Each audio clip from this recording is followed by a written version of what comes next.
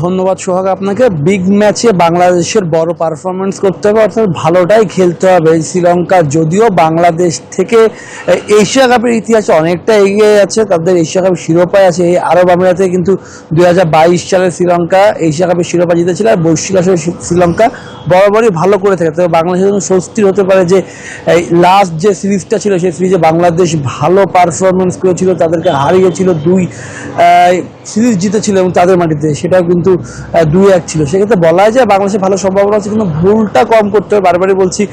কারণ বাংলাদেশ আমরা জানি যে প্রেশারের ম্যাচে সবসময় ভালো খেলে, কিন্তু বেশ কিছু সময় যারা ভুল করে থাকে সেই ভুলে কিন্তু বাংলাদেশের জন্য সমস্যার সৃষ্টি হয়। তবে টাইগারদের সবচেয়ে বড় যে বিষয়, ওপেনাররা দারুণ ছন্দে রয়েছে এবং তানজিদ তামিম, পারভেজ ইমন, যে এই দুজন থেকে যে কোনো একজন ব্যাটারে দাঁড়িয়ে যায় তাদের প্রতিপক্ষের জন্য কিন্তু বেশ কঠিনই হয়ে যাবে। এদিকে বাংলাদেশের একাদশ নিয়েও একটু বলে রাখতে চাই, একাদশে একটি পরিবর্তন আসার সম্ভাবনা রয়েছে এবং সেটি অনেকটা জোরালো। নাসুম আহমেদকে দেখা যেতে পারে শ্রীলঙ্কার বিপক্ষে ম্যাচে, এমনটি টিম ম্যানেজমেন্ট থেকে জানতে পেরেছি। এদিকে আরও একটি বিষয় জানিয়ে রাখতে চাই, বাংলাদেশ দলের সঙ্গে দেখা করতে কিন্তু যুব ক্রীড়া উপদেষ্টা আসিফ মাহমুদ সজীব ভুঁইয়া তিনি কিন্তু এরই মধ্যে এসে পৌঁছিয়েছেন এবং আজ টিমের সাথে তার দেখা করার কথা রয়েছে এবং দুপুর নাগাদ তাদের মধ্যে একটি সৌজন্য সাক্ষাৎও হবে বলে আমরা এমনটা জানতে পেরেছি। তবে সবকিছু মিলে বাংলাদেশের জন্য একটি চ্যালেঞ্জ, কারণ এশিয়া কাপে তারা এই ম্যাচ জিততে পারে, পরবর্তী রাউন্ডের পর তারা অনেকটা নিশ্চিত করে ফেলবে। আমরা জানি আরব আমিরাত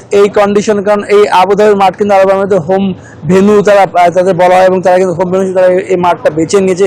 সেহেতু বাংলাদেশের জন্য কিন্তু বেশ চ্যালেঞ্জ থাকবে শেষ ম্যাচ যেতে হবে। তবে রান রেটের বিষয় রয়েছে, বাংলাদেশের ওপেনারদের থেকেও কিছু চিন্তা আছে মিডল অর্ডারকে নিয়ে, বিশেষ করে তাহিদ হৃদয়কে নিয়ে। তার গত ম্যাচের যে পারফরমেন্স স্লো তিনি ব্যাটিং করেছেন সেটি নিয়ে অনেক সমালোচনা হয়েছে। তিনি বলছেন যে তার ক্যারিয়ারে হানিমুন পিরিয়ড সে যখন দলের প্রয়োজনে তিনি পারফর্ম করতে চান, সেদিকেও তাদের তো নজর থাকবে। আর একটু দর্শকের বিষয়ে বলে রাখতে চাই, বাংলাদেশের ক্রিকেটের প্রাণ বলা হয় দর্শককে, দর্শকরাও কিন্তু এদিনও মাঠে উপস্থিত হবেন। এবং যদিও গত ম্যাচে আমরা দেখেছিলাম যে কিছু আসন ফাঁকা ছিল, যদিও আমরা জানতে পেরেছিলাম যে টিকিট সেল হয়েছে, কিন্তু অনেকে এই গরমের কথা চিন্তা করে মাঠে আসেনি। তবে এবার কিন্তু শ্রীলঙ্কা বিপক্ষে বিগ ম্যাচ, আমরা যখন দর্শকদের সঙ্গে কথা বলছিলাম তারা বলছে যে এই ম্যাচে দর্শক উপস্থিত হবে এবং তারা কিন্তু ক্রিকেটটা ভালোবাসে, যেহেতু প্রবাসী তারা কাজ ফেলে বাংলাদেশে ম্যাচ উপভোগ করতে চান, তাদেরও চাহিদা থাকে বাংলাদেশে ম্যাচ জিতুক, বাংলাদেশের ম্যাচ জয়তে আগ্রহ নিয়ে তারা মাঠে উপস্থিত থাকবে। এদিকে একটু গরমের বিষয় বলে রাখতে চাই, প্রচণ্ড গরম, সারাদিনই গরম থাকে,